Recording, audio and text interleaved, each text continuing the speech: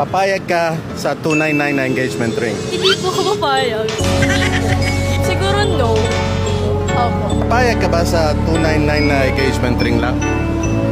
No. As a woman, I have a value. Hindi po. Bakit? Wala, sa simpleng bagay nga lang hindi mo kayang pagandahan. Paano pag naging asawa mo pa ako? 299 na engagement ring. Papayag kayo? Hindi po.